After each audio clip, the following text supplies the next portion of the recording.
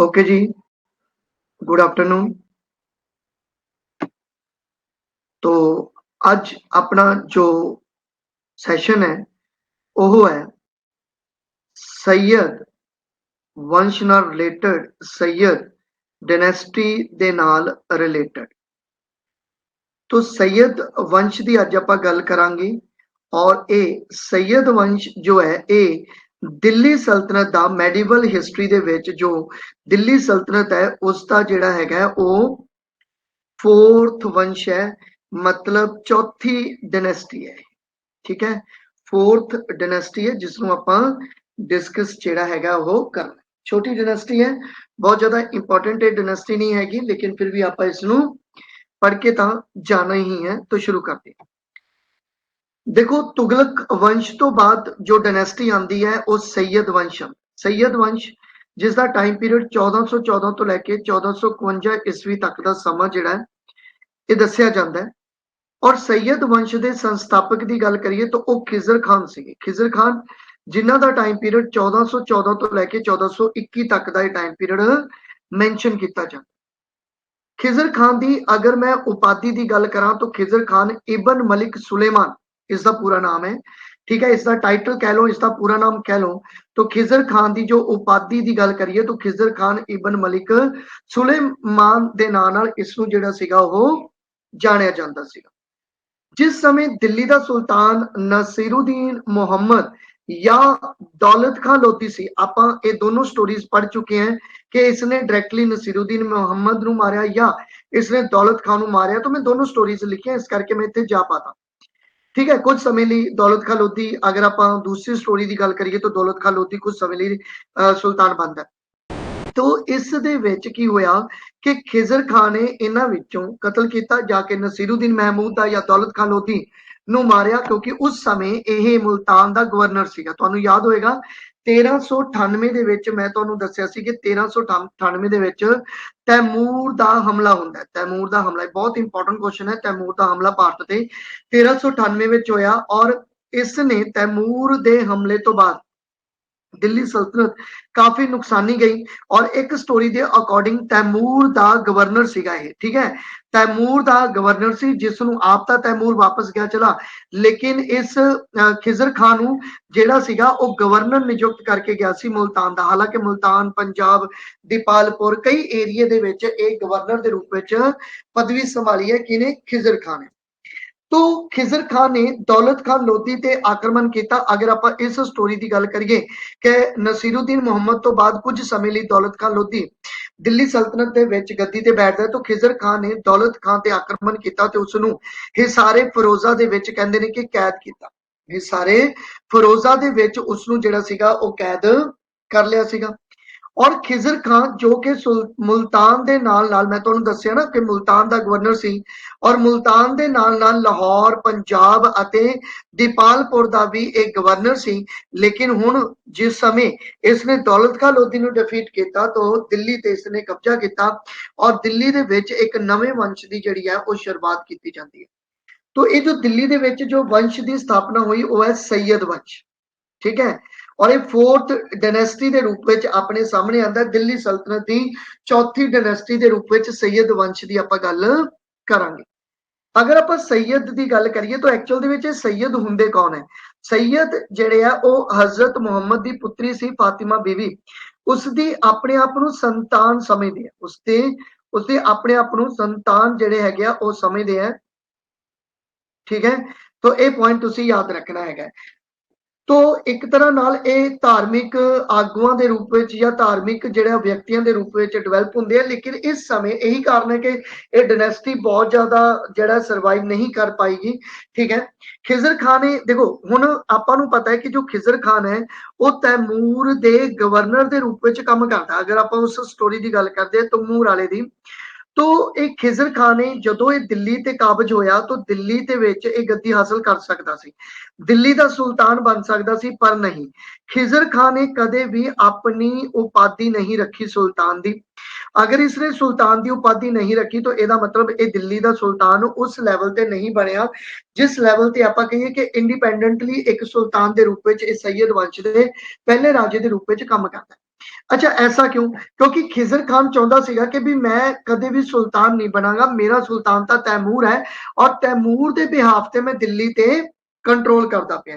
तो इसका जो टाइटल ਸੀਗਾ मतलब सुल्तान ਦਾ टाइटल ਤਾਂ ਇਹਨੇ ਲਿੱਤਾ ਨਹੀਂ, तो फिर किस टाइटल ਨੂੰ ਲੈ ਕੇ ਇਹ ਗੱਦੀ ਤੇ ਬੈਠਾ? तो ਰਿਆਇਤ ਆਲਾ ਦੇ ਰੂਪ ਵਿੱਚ ਇਹ ਗੱਦੀ ਤੇ ਬੈਠਾ, मतलब तैमूर ਦਾ मतलब पर्सन, तैमूर ਦਾ गवर्नर, तैमूर ਦੇ ਅੰਡਰ ਕੰਮ ਕਰਨ ਵਾਲਾ, ਜਾਂ ਕਹਿ ਲਓ ਕਿ ਤੈਮੂਰ ਦੇ ਅਧੀਨ ਕੰਮ ਕਰਨ ਵਾਲਾ ਜੋ ਵਿਅਕਤੀ ਹੈ ਰਿਆਇਤ ਆਲਾ, ਉਸ ਦੇ ਰੂਪ ਵਿੱਚ ਖਿਜ਼ਰ ਖਾਨ ਦਿੱਲੀ ਦਾ ਜਿਹੜਾ ਹੈਗਾ ਉਹ ਸੁਲਤਾਨ ਦੇ ਰੂਪ ਵਿੱਚ ਬਣਦਾ। ਹਾਲਾਂਕਿ ਸੁਲਤਾਨ ਦੀ ਉਪਾਧੀ ਇਸਨੇ ਨਹੀਂ ਲਿੱਤੀ ਸੀ, ਇਹ ਪੁਆਇੰਟ ਤੁਸੀਂ ਯਾਦ ਰੱਖ ਸਕਦੇ। ਖਿਜ਼ਰ ਖਾਨ ਨੇ ਤੈਮੂਰ ਦੇ ਵਾਇਸਰਾਏ ਦੇ ਰੂਪ ਵਿੱਚ ਕੰਮ ਕਰਨਾ ਹੀ ਉਚਿਤ ਸਮਝਿਆ ਔਰ ਇੱਥੋਂ ਤੱਕ ਕਿ ਤੈਮੂਰ ਤੋਂ ਬਾਅਦ ਬਣੇ ਰਾਜੇ, ਮਤਲਬ ਜਦੋਂ ਤੈਮੂਰ ਦੀ ਡੈਥ ਹੁੰਦੀ ਹੈ ਤਾਂ ਤੈਮੂਰ ਦਾ ਲੜਕਾ ਸ਼ਾਹਰੁਖ ਗੱਦੀ ਤੇ ਬੈਠਦਾ ਹੈ ਉਧਰ, ਠੀਕ ਹੈ, ਤੈਮੂਰ ਵਾਲੀ ਜਗ੍ਹਾ ਤੇ। तो ਜਦੋਂ ਉਧਰ ਗੱਦੀ ਤੇ ਬੈਠਾ ਸ਼ਾਹਰੁਖ, ਤੋਂ ਇਹਦੇ ਕੋਲ ਇੱਕ ਚਾਂਸ ਸੀਗਾ ਕਿ ਜੇਕਰ ਤੈਮੂਰ ਮਰ ਗਿਆ ਤਾਂ ਮੈਂ ਆਪਣੇ ਆਪ ਨੂੰ ਇੰਡੀਪੈਂਡੈਂਟ ਕਰਕੇ ਦਿੱਲੀ ਦਾ ਕਾਬਜ ਬਣ ਸਕਦਾ, ਲੇਕਿਨ ਨਹੀਂ। ਜਦੋਂ ਤੈਮੂਰ ਤੋਂ ਬਾਅਦ ਸ਼ਾਹਰੁਖ ਗੱਦੀ ਤੇ ਬੈਠਦਾ ਉਧਰਲੀ ਸਾਈਡ ਤੇ, ਤਾਂ ਦਿੱਲੀ ਦੇ ਵਿੱਚ ਹਜੇ ਵੀ ਖਿਜ਼ਰ ਖਾਨ ਜਿਹੜਾ ਉਹ ਸ਼ਾਹਰੁਖ ਦੇ ਅੰਡਰ ਕੰਮ ਕਰਨ ਦੀ ਜਿਹੜਾ ਹੈਗਾ ਉਹ ਵਚਨਬੱਧ ਹੁੰਦਾ ਹੈ। ਤਾਂ ਸ਼ਾਹਰੁਖ ਦੇ ਵੀ ਵਾਇਸਰਾਏ ਦੇ ਰੂਪ ਵਿੱਚ ਇਹ ਕੰਮ ਕਰਦਾ ਰਿਹਾ। ਤਾਂ ਇਹਦਾ ਮਤਲਬ ਖਿਜ਼ਰ ਖਾਨ ਕਦੇ ਵੀ ਜਿਹੜਾ ਸੀਗਾ ਉਹ ਸੁਲਤਾਨ ਦੀ ਉਪਾਧੀ ਧਾਰਨ नहीं करता। पर क्योंकि ये सैयद भी सीगे और इस समय दिल्ली सल्तनत बहुत ज्यादा डिस्टर्ब हो चुकी सीगी, क्योंकि इंटरनल की गल करिए, इंटरनल ਅਤੇ एक्सटर्नल जो एक तरह नाल इन्वेजन सीगे बहुत ज्यादा दिल्ली ते हो रहे सीगे, ठीक है। तो इस करके लगभग 7 साल इसने राज किया, लेकिन इस समय दौरान 7 सालों के समय दौरान इसनों बहुत सारा जिहड़ा सीगा वो विद्रोहां दा सामना करना पिया, ठीक है ना। बहुत सारे विद्रोह हुंदे हैं इस समय, और इंटरनल जो एक्सटर्नल विद्रोह होने करके इन्ना ज्यादा, क्योंकि हो सकता है कि सैयद सीगे तो सैयद इन्ना ज्यादा लड़ाई दे विच मुहारत हासिल ना रखते होण, जिस करके ये विवादां करके बहुत ज्यादा बर्डन लै जांदा है, विवादां करके बहुत ज्यादा बर्डन जिहड़ा हैगा।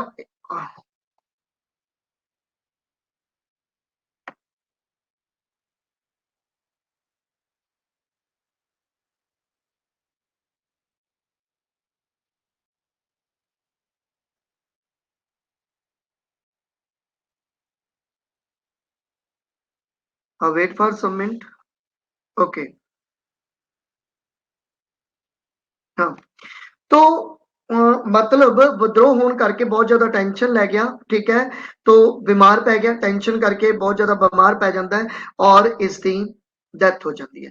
तो थोड़ा समा 7 साल के लिए गद्दी ते बैठता है और तैमूर के अंडर रहिंदा है, फिर शाहरुख के अंडर रहिंदा है। बहुत ज्यादा कुछ इसने डिवेलपमेंट नहीं की, बहुत ज्यादा कोई बिल्डिंग्स डिवेलप नहीं हुई, ठीक है। बहुत ज्यादा आप ये नहीं कह सकते कि सुल्तान के रूप में इन्हें काम किया, क्योंकि सुल्तान की उपाधि इसने लिती ही नहीं।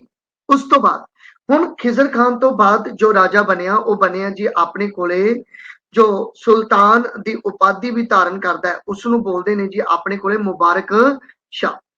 तो सुल्तान की उपाधि भी धारण की ने मुबारक शाह ने 1421 तो लैके 1434 तक गद्दी ते बैठता, और मुबारक शाह ने अपना वजीर जिहड़ा बनाया सी वो बहलोल नूं बनाया सी, जो कि एक अफगानी सी। इसका नाम तुसीं सुनिया होगा, जिन्हों आपां लोधी वंश दे विच जिहड़ा हैगा वो डिस्कस करांगे। तो मुबारक शाह ने अपना वजीर किसनों बनाया? बहलोल नूं बनाया। मुबारक शाह कौन है? खिजर खान तो बाद बनने वाला सुल्तान है, और इसनों सुल्तान इस करके आप कह सकते हैं क्योंकि इसने सुल्तान की उपाधि धारण की। लेकिन आपां नूं किवें पता चलेगा कि इसने सुल्तान की उपाधि धारण की सी या नहीं की सी, गल आपां अगे करांगे। उस तो बाद मुबारक शाह ने बहलोल नूं एक उपाधि भी दी, क्योंकि बहुत सारे जो इंटरनल या एक्सटर्नल विद्रोह हो रहे थे उन्होंने दबाण दे विच बहलोल लोधी का बहुत बड़ा हथ सीगा, ठीक है। ये वही है जो बहलोल लोधी के रूप में अगे आपां पढ़ांगे।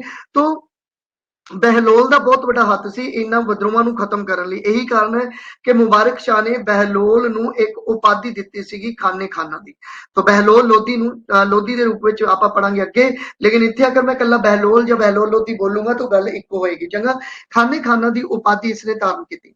मुबारक शाह एक कमजोर शासक सीगा, जिस करके सारी शक्ति बहलोल कोले सी, मतलब जिन्ना भी काम सीगा वो बहलोल ही करता सी, जिन्नी पावर सी उहदा इस्तेमाल बहलोल ही करता सी। क्यों? क्योंकि मुबारक शाह एक वीक राजे के रूप में सामने आता है।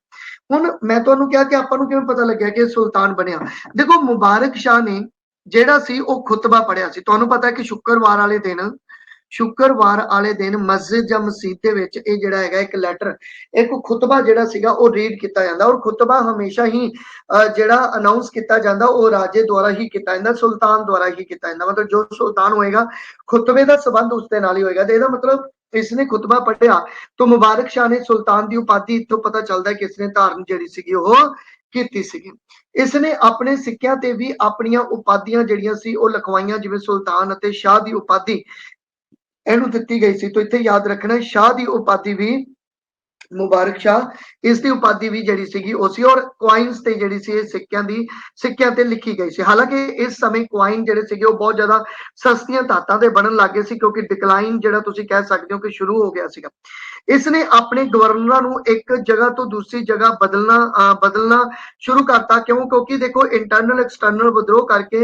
अगर लंबे समय तक एक ही कोई जागीरदार है जो एक ही जगह ਤੇ ਬੈਠਾ ਰਹੇਗਾ तो अपने आप ਨੂੰ इंडिपेंडेंट ਕਰਨ ਦੀ ਕੋਸ਼ਿਸ਼ ਕਰਦਾ ਹੈ ਇਹੀ ਕਾਰਨ ਹੈ ਕਿ ਜਾਗੀਰਦਾਰਾਂ ਨੂੰ ਜਾਗੀਰਾਂ ਜਿਹੜੀਆਂ ਵੰਡੀਆਂ ਗਈਆਂ ਸੀ ਉਹਨਾਂ ਨੂੰ ਡਿਵਾਈਡ ਕਰਨਾ ਸ਼ੁਰੂ ਕਰਤਾ ਉਹਨਾਂ ਨੂੰ ਇੱਕ ਜਗ੍ਹਾ ਤੇ ਦੂਜੀ ਜਗ੍ਹਾ ਤੇ ਪਹੁੰਚਾਉਣਾ ਸ਼ੁਰੂ ਕਰਤਾ ਠੀਕ ਹੈ ਜਾਗੀਰਾਂ ਦਾ ਤਬਾਦਲਾ ਕਰਨਾ ਸ਼ੁਰੂ ਕਰਤਾ ਤਾਂ ਜੋ मतलब ਇਹ ਕਲੀਅਰ ਹੋ ਸਕੇ ਕਿ ਜਿੰਨੇ ਵੀ ਜਾਗੀਰਾਂ ਜਿੱਤੇ ਨੇ ਉਹ ਸੈयद ਵੰਸ਼ ਦੇ ਹਨ ਔਰ ਸੈयद ਦੇ ਅੰਡਰ ਹੀ ਸਾਰੇ ਜਾਗੀਰਦਾਰ ਜਿਹੜੇ ਆ ਉਹ ਕੰਮ ਕਰਦੇ ਨੇ ਜਮਨਾ ਨਦੀ ਦੇ ਕੰਢੇ ਤੇ ਇੱਕ ਸ਼ਹਿਰ ਦਾ ਨਿਰਮਾਣ ਕਰਵਾਉਂਦਾ ਹੈ ਮੁਬਾਰਕਾਬਾਦ ਦਾ ਮੁਬਾਰਕਾਬਾਦ ਨਾਮ ਦਾ ਇੱਕ ਸ਼ਹਿਰ ਬਣਵਾਇਆ ਜਿਸ ਕਰਕੇ ਇਸ ਨੂੰ ਕਈ ਹਿੰਦੂ ਅਤੇ ਮੁਸਲਮਾਨਾਂ ਦੀ ਬਗਾਵਤ ਦਾ ਸ਼ਿਕਾਰ ਹੋਣਾ ਪਿਆ ਹੋ ਸਕਦਾ ਹੈ ਕਿ ਜਮਨਾ ਨਦੀ ਦਾ ਪਾਣੀ ਜਿਹੜਾ ਉਹ ਇਸ ਸ਼ਹਿਰ ਨੂੰ ਦਿੱਤਾ ਗਿਆ ਹੋਵੇ ਔਰ ਇਸ ਕਰਕੇ ਜੋ ਮਤਲਬ ਇਰੀਗੇਸ਼ਨ ਸੀ ਉਹਨਾਂ ਦੇ ਲਈ ਐਗਰੀਕਲਚਰ ਦੇ ਲਈ ਪਾਣੀ ਜਿਹੜਾ ਸੀਗਾ ਉਹ ਯੂਜ਼ ਨਾ ਕੀਤਾ ਜਾ ਰਿਹਾ ਹੋਵੇ ਹੋ ਸਕਦਾ ਹੈ ਇਹ ਕਾਰਨ ਕਰਕੇ ਜਿਹੜਾ ਹੈਗਾ ਹਿੰਦੂ ਅਤੇ ਮੁਸਲਮਾਨਾਂ ਨੇ ਇਸ ਸ਼ਹਿਰ ਦੇ ਕਰਕੇ ਕਾਫੀ ਜਿਹੜਾ ਸੀਗਾ ਉਹ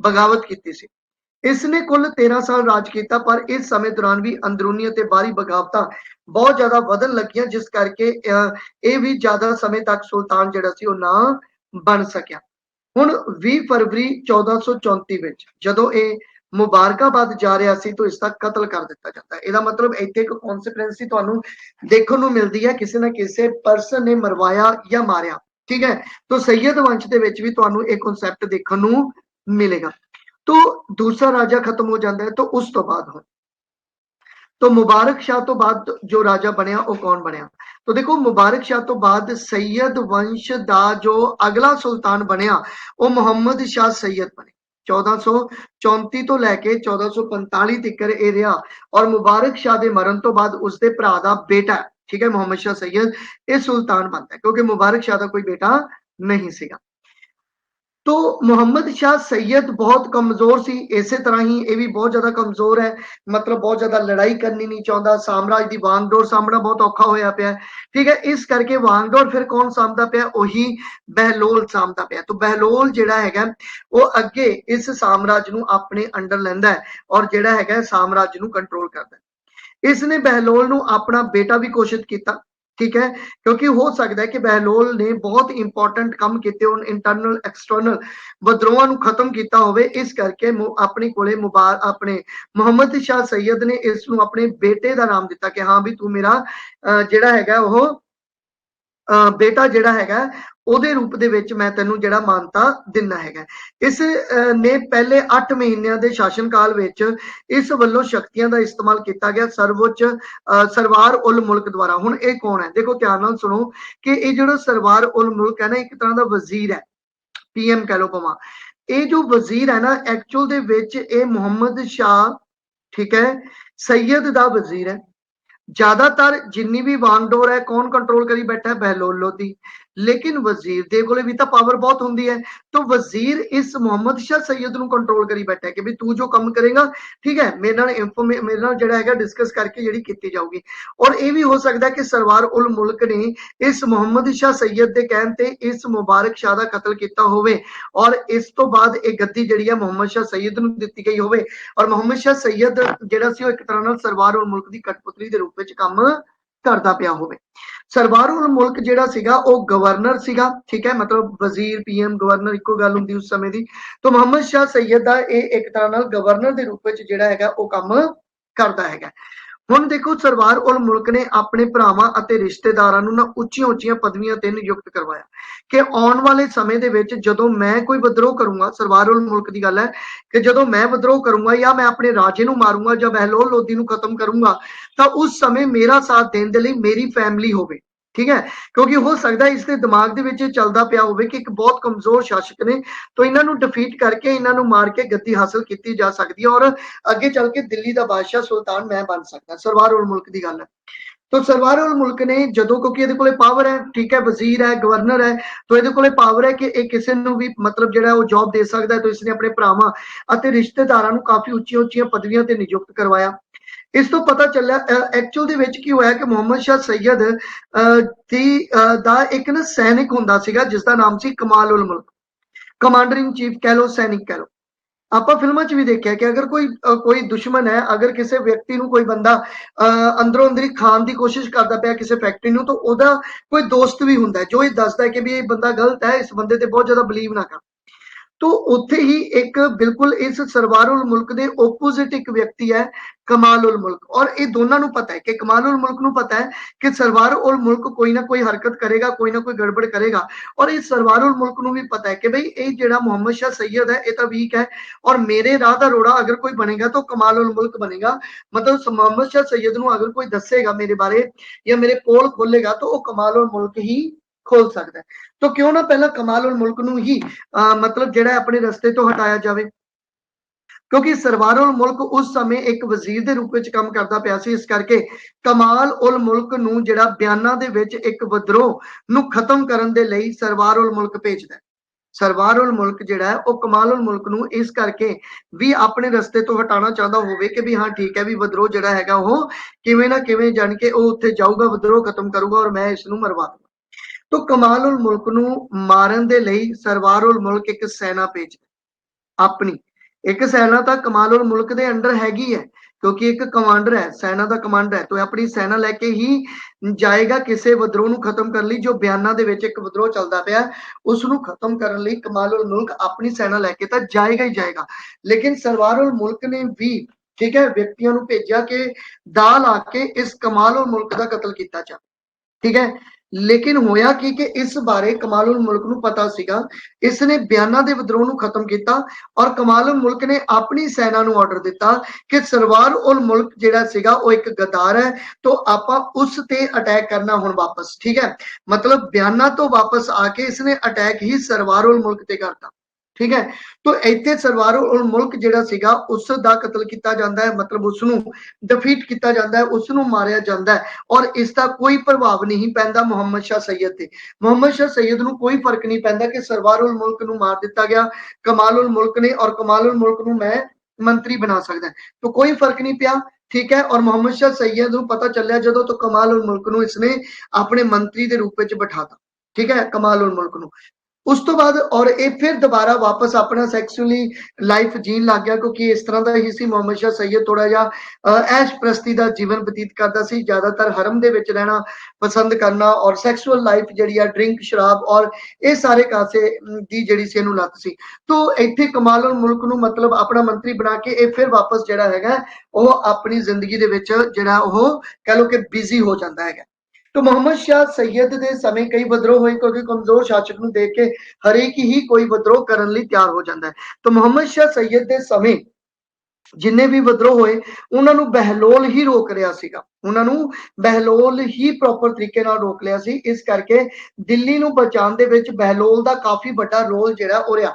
हो सकदा है कि बहलोल जिहड़ा सीगा वो इस internal disturbance they which involve नहीं सीगा और वो एक आम मतलब किसी न किसी लड़ाई ते रहिंदा ही सी, कदे किसी लड़ाई ते कदे किसी विद्रोह नूं खत्म करन गया चला, कदे किसी विद्रोह नूं खत्म करन गया चला। तो इस करके इंटरनल डिस्टर्बेंस दे विच इहदा किते जिक्र नहीं आंदा कि वो सरवार उल मुल्क नूं रोकदा पिया, वो कमाल उल मुल्क दे नाल ओहदा कोई लड़ाई हुंदी है या ओहदी मित्रता है, इहदे बारे कोई चर्चा किते नहीं मिलती गी। लेकिन एंड ते अपने कोले जो रहेगा पर्सन वो बहलोल लोधी ही बहलोल ही रहेगा। तो मोहम्मद शाह सैयद ने की किया बहलोल नूं पंजाब दा गवर्नर नियुक्त कर। ठीक है, क्योंकि मोहम्मद शाह सैयद ने काफी विद्रोह नूं खत्म किया इंटरनल एक्सटर्नल, तो इस नूं जिहड़ा टाइटल भी दिते जांदे खिजर खान दे और बहलोल नूं हुण गवर्नर भी नियुक्त कर दिता जांदा एक एरिए दा, तो पंजाब दा जिहड़ा नियुक्त कर दिता गया। ਅਤੇ ਦੁਬਾਰਾ ਇਸ ਨੂੰ ਖਾਨੇ ਖਾਨਾ ਦੀ ਉਪਾਧੀ ਵੀ ਦਿੱਤੀ ਗਈ। ਖਾਨੇ ਖਾਨਾ ਦੀ ਮੁਹੰਮਦ ਸ਼ਾਹ ਦੇ ਸਮੇਂ ਦਿੱਲੀ ਵਿੱਚ ਕਈ ਅੰਦਰੂਨੀ ਵਿਦਰੋਹ ਫਿਰ ਹੁੰਦੇ ਆ, ਕਿਉਂਕਿ ਇੰਟਰਨਲ ਤਾਂ ਆਪਾਂ ਨੂੰ ਪਤਾ ਹੀ ਹੈ, ਕਿਉਂਕਿ ਇੰਟਰਨਲ ਡਿਸਟਰਬੈਂਸ ਤਾਂ ਸੈਯਦ ਵੰਸ਼ ਦੇ ਸਮੇਂ ਰਹੀ ਹੈ, ਜਿਸ ਨੂੰ ਦਬਾਉਣ ਵਿੱਚ ਅਸਮਰਥ ਰਿਹਾ ਮੁਹੰਮਦ ਸ਼ਾਹ ਸੈਯਦ। ਠੀਕ ਹੈ, ਕਿਉਂਕਿ ਹੁਣ ਬਹਿਲੋਲ ਪੰਜਾਬ ਦਾ ਗਵਰਨਰ ਦੇ ਰੂਪ ਵਿੱਚ ਬੈਠਾ ਹੈ, ਔਰ ਦਿੱਲੀ ਮਤਲਬ ਜਿਹੜਾ ਹੈਗਾ, ਦਿੱਲੀ ਦੇ ਵਿੱਚ ਇੰਟਰਨਲ ਡਿਸਟਰਬੈਂਸ ਔਰ ਜਿਹੜਾ ਸਾਜ਼ਿਸ਼ਾਂ ਦਾ ਪੂਰਾ ਦੌਰ ਜਿਹੜਾ ਉਹ ਚੱਲਦਾ ਪਿਆ। 1445 ਵਿੱਚ ਮੁਹੰਮਦ ਸ਼ਾਹ ਸੈਯਦ ਦੀ ਵੀ ਜਿਹੜੀ ਆ ਉਹ ਮੌਤ ਹੋ ਜਾਂਦੀ ਹੈ, ਔਰ ਇਸ ਦੀ ਕਬਰ ਲੋਧੀ ਬਾਗ ਦੇ ਵਿੱਚ ਦਿੱਲੀ ਦੇ ਵਿੱਚ ਹੀ ਬਣਾਈ ਗਈ। ਹੁਣ ਮੁਹੰਮਦ ਸ਼ਾਹ ਸੈਯਦ ਤੋਂ ਬਾਅਦ ਸੈਯਦ ਵੰਸ਼ ਦਾ ਅਗਲਾ ਸੁਲਤਾਨ ਕੌਣ ਹੁੰਦਾ ਹੈ? ਉਹ ਹੈ ਅਲਾਉਦੀਨ ਆਲਮ ਸ਼ਾਹ। 1445 ਤੋਂ ਲੈ ਕੇ 1451 ਤੱਕ ਇਹ ਗੱਦੀ ਤੇ ਬੈਠਾ, ਔਰ ਅਲਾਉਦੀਨ ਆਲਮ ਸ਼ਾਹ ਇੱਕ ਕਮਜ਼ੋਰ ਸ਼ਾਸਕ ਹੈ। तो ਇਹਦਾ ਮਤਲਬ ਸਾਰੇ ਕਮਜ਼ੋਰ ਸ਼ਾਸਕ ਸੀਗੇ ਆਪਣੇ ਅੱਛਾ, ਇਹ ਕਮਜ਼ੋਰ ਹੈ, ਇਸ ਕਰਕੇ ਇਹ ਦਿੱਲੀ 'ਚ ਰਹਿਣਾ ਹੀ ਨਹੀਂ ਚਾਹੁੰਦਾ, ਕਿਉਂਕਿ ਹੋ ਸਕਦਾ ਕਿ ਇਸਨੇ ਦੇਖਿਆ ਹੋਵੇ ਕਿ ਇੰਟਰਨਲ ਡਿਸਟਰਬੈਂਸ ਕਰਕੇ ਕੋਈ ਵੀ ਨਹੀਂ ਬਚਦਾ ਪਿਆ, ਕੋਈ ਵੀ ਸੁਲਤਾਨ ਬਚਦਾ ਨਹੀਂ ਪਿਆ, तो मैं इस इंटरनल डिस्टरबेंस ਦਾ ਫੇਸ ਨਹੀਂ ਕਰ ਪਾਉਂਗਾ, ਇਸ ਕਰਕੇ ਮੈਂ ਦਿੱਲੀ ਦੇ ਵਿੱਚ ਰਹਿਣਾ ਹੀ ਨਹੀਂ। ਇਹ ਇਹਨਾਂ ਦਾ ਆਪਣਾ ਇੱਕ ਜੱਦੀ ਘਰ ਹੁੰਦਾ ਸੀ ਬੈਦੌਨ ਦੇ ਵਿੱਚ, ਤੋਂ ਇਹ ਕਹਿੰਦਾ ਮੈਂ ਤਾਂ ਆਪਣੇ ਜੱਦੀ ਘਰ ਦੇ ਵਿੱਚ ਬੈਦੌਨ ਦੇ ਵਿੱਚ ਹੀ ਰਵਾਂਗਾ, ਤੋਂ ਉੱਥੇ ਰਹਿਣਾ ਇਹ ਪਸੰਦ ਕਰਦਾ ਸੀ। ਲੇਕਿਨ ਹੁਣ ਕੱਲਾ ਤਾਂ ਨਹੀਂ ਜਾਏਗਾ, ਆਪਣੇ ਨਾਲ ਕੋਈ ਦੋਸਤ ਵੀ ਲੈ ਕੇ ਜਾਏਗਾ, ਮਿੱਤਰ ਲੈ ਕੇ ਜਾਣਗੇ। ਤੋਂ ਇਸ ਦਾ ਇੱਕ ਮਿੱਤਰ ਸੀ, ਅਲਾਉਦੀਨ ਆਲਮ ਸ਼ਾਹ ਦਾ ਇੱਕ ਮਿੱਤਰ ਸੀ हेमद खान। तो हेमद खान ਨੂੰ ਇਹ ਆਪਣੇ ਨਾਲ ਲੈ ਗਿਆ, ਔਰ हेमद खान ਵੀ ਗਿਆ ਚਲਾ, ਕਿਉਂਕਿ ਆ ਬਾਅਦ ਵਿੱਚ ਪਤਾ ਚੱਲਿਆ ਕਿ हेमद खान ਵੀ ਇੱਕ ਤਰ੍ਹਾਂ ਦੀ ਬਗਾਵਤੀ ਅੰਸਰ ਦੇ ਰੂਪ ਦੇ ਵਿੱਚ ਸੀਗਾ, ਕਿਉਂਕਿ ਜਦੋਂ ਹੀ ਅਲਾਉਦੀਨ ਆਲਮ ਸ਼ਾਹ ਬਦੌਨ ਦੇ ਵਿੱਚ हेमद खान ਨੂੰ ਲੈ ਕੇ ਜਾਂਦਾ ਹੈ, ਤਾਂ हेमद खान ਨੇ ਵੀ ਅਲਾਉਦੀਨ ਆਲਮ ਸ਼ਾਹ ਨੂੰ ਮਾਰਨ ਦੀ ਕੋਸ਼ਿਸ਼ ਕੀਤੀ, ਲੇਕਿਨ ਇਹਦਾ ਛੇਤੀ ਪਤਾ ਚੱਲ ਗਿਆ। ਇਸ ਕਰਕੇ ਇਹ ਬਦੌਨ ਜਿਹੜਾ ਉੱਤਰ ਪ੍ਰਦੇਸ਼ ਵਿੱਚ ਹੈ, ਯਾਦ ਰੱਖ ਸਕਦੇ ਹੋ, ਬਗਾਵਤ ਕਰਨ ਦੀ ਕੋਸ਼ਿਸ਼ ਕੀਤੀ, ਪਰ हेमद खान ਨੂੰ ਇਹ ਪਕੜ ਲਿਆ ਗਿਆ, ਇਸ ਦਾ ਪਤਾ ਚੱਲਦਾ ਗਿਆ, ਔਰ हेमद खान ਦਾ ਵੀ ਕਤਲ ਕਰ ਦਿੱਤਾ ਗਿਆ। ਆਪਣੀ ਮੌਤ ਦਾ ਡਰ ਪੈ ਗਿਆ, ਉਹਨੂੰ ਲੱਗਿਆ ਕਿ ਵੀ ਮੈਂ ਤਾਂ ਬਦੌਨ ਦੇ ਵਿੱਚ ਵੀ ਖੁਸ਼ ਨਹੀਂ, ਮੈਂ ਆਪਣੇ ਜੱਦੀ ਘਰ ਦੇ ਵਿੱਚ ਵੀ ਮੈਨੂੰ ਤਾਂ ਇਹ ਡਰ ਲੱਗਿਆ ਹੀ ਰਹੇਗਾ। ਹੁਣ ਦੋ ਸਟੋਰੀਜ਼ ਹੈ। ਪਹਿਲੀ ਸਟੋਰੀ ਦੇ ਅਕੋਰਡਿੰਗ ਮਤਲਬ ਜੋ ਆਪਣੇ ਕੋਲੇ ਅਲਾਉਦੀਨ ਆਲਮ ਸ਼ਾਹ ਸੀ ਨਾ, ਉਹ ਇੰਨਾ ਜ਼ਿਆਦਾ ਡਰ ਗਿਆ ਸੀ ਕਿ ਉਹਨੇ ਬਹਿਲੋਲ ਨੂੰ ਬੁਲਾ ਕੇ ਇਹ ਕਿਹਾ ਵੀ ਦਿੱਲੀ ਦੀ ਸਲਤਨਤ ਨੂੰ ਤੂੰ ਸਾਂਭਣਾ, ਤੂੰ ਸੁਲਤਾਨ ਦੇ ਰੂਪ ਵਿੱਚ ਸਾਂਭ, ਕਿਉਂਕਿ ਮੈਂ ਮਤਲਬ ਸੁਲਤਾਨ ਨਹੀਂ ਬਣ ਸਕਦਾ, ਮੈਂ ਦਿੱਲੀ ਦਾ ਜਿਹੜਾ ਭਾਰ ਹੈ ਉਹ ਨਹੀਂ ਸਹਿ ਸਕਦਾ। ਇਹ ਪਹਿਲੀ ਸਟੋਰੀ ਹੈ ਕਿ ਉਹਨੇ ਖੁਦ ਹੀ ਗੱਦੀ ਜਿਹੜੀ ਸੀਗੀ ਉਹ ਬਹਿਲੋਲ ਨੂੰ ਜਿਹੜੀ ਸੀ ਉਹ ਟ੍ਰਾਂਸਫਰ ਕਰਤੀ ਸੀ। ਦੂਜੀ ਸਟੋਰੀ ਦੇ ਅਕੋਰਡਿੰਗ ਇਹ ਇੰਨੇ ਜ਼ਿਆਦਾ ਕਮਜ਼ੋਰ ਸ਼ਾਸਕਾਂ ਨੂੰ ਦੇਖ ਕੇ ਬਹਿਲੋਲ ਨੇ ਖੁਦ ਹੀ, ਠੀਕ ਹੈ, ਇਸ ਦੇ ਖਿਲਾਫ ਬਗਾਵਤ ਕਰਤੀ। ਕਿਹਦੇ ਖਿਲਾਫ? ਅਲਾਉਦੀਨ ਆਲਮ ਸ਼ਾਹ ਦੇ ਖਿਲਾਫ। ਇਹ ਕਿਹਾ ਗਿਆ ਕਿ ਜਾਂ ਤਾਂ ਉਹ ਆਪ ਹੀ ਗੱਦੀ ਸੌਂਪ ਦੇ ਮੈਨੂੰ, ਜਾਂ ਮੈਂ ਉਸ ਨੂੰ ਮਾਰ ਕੇ ਜਿਹੜਾ ਉਹ ਗੱਦੀ ਹਾਸਲ ਕਰ ਲਾਂਗਾ, ਕਿਉਂਕਿ ਉਹਨੂੰ ਪਤਾ ਲੱਗ ਗਿਆ ਇੰਨੀਆਂ ਫੈਮਲੀਆਂ, ਇੰਨੇ ਤੁਸੀਂ ਕਹਿ ਲਓ ਕਿ ਕੀ ਕਹਿ ਸਕਦੇ ਕਿ ਇੰਨੀ ਜਨਰੇਸ਼ਨਸ ਦੇ ਨਾਲ ਬਹਿਲੋਲ ਰਹਿ ਚੁੱਕਿਆ, ਠੀਕ ਹੈ, ਕਦੋਂ ਤੋਂ ਚੱਲਦਾ ਬਹਿਲੋਲ, ਔਰ ਕਿੱਥੇ ਆ ਕੇ ਥੋੜੇ ਸਮੇਂ ਦੇ ਲਈ ਇਹ ਰਾਜੇ ਰਹੇ ਹੈ, ਇਸ ਕਰਕੇ ਲੰਬੇ ਸਮੇਂ ਤੱਕ ਇਹ ਬਾਕੀ ਰਾਜਿਆਂ ਨਾਲ ਰਹਿ ਚੁੱਕਿਆ। ਤਾਂ ਆਲਮ ਸ਼ਾਹ ਜੋ ਸੀਗਾ ਇੱਕ ਡਰਪੋਕ ਸੁਲਤਾਨ ਸੀ, ਤਾਂ ਉਸਨੇ ਬਹਿਲੋਲ ਲੋਧੀ ਦੀ ਇਹ ਸ਼ਰਤ ਮੰਨ ਲਈ ਅਤੇ ਬਹਿਲੋਲ ਨੂੰ ਜਿਹੜੀ ਆ ਉਹ ਗੱਦੀ ਸੌਂਪਤੀ, ਔਰ ਬਹਿਲੋਲ ਨੇ ਹੀ ਦਿੱਲੀ ਸਲਤਨਤ ਦੇ ਵਿੱਚ ਅਫਗਾਨ ਵੰਸ਼ ਦੇ ਰੂਪ ਵਿੱਚ ਲੋਧੀ ਵੰਸ਼ ਦੀ ਸਥਾਪਨਾ ਕੀਤੀ। ਹੁਣ ਤਿੰਨ ਵੰਸ਼ ਜਿਹੜੇ ਖਤਮ ਹੋਏ ਸੀਗੇ, ਠੀਕ ਹੈ, ਉਹ ਤੁਰਕ ਸੀਗੇ, ਚੌਥਾ ਵੰਸ਼ ਜਿਹੜਾ ਖਤਮ ਕੀਤਾ ਉਹ ਸੈयद है, और जो ਹੁਣ ਲਾਸਟ ਵੰਸ਼ ਆਏਗਾ ਇਹ ਅਫਗਾਨੀ ਹੈ। ਮਤਲਬ ਬਹਿਲੋਲ ਲੋਧੀ ਇੱਕ ਅਫਗਾਨੀ ਰਾਜੇ ਦੇ ਰੂਪ ਵਿੱਚ ਆਏਗਾ, ਔਰ ਅਫਗਾਨ ਦੇ ਰੂਪ ਵਿੱਚ ਇਹ ਗੱਦੀ ਨੂੰ ਜਿਹੜਾ ਹਾਸਲ ਕਰੇਗਾ।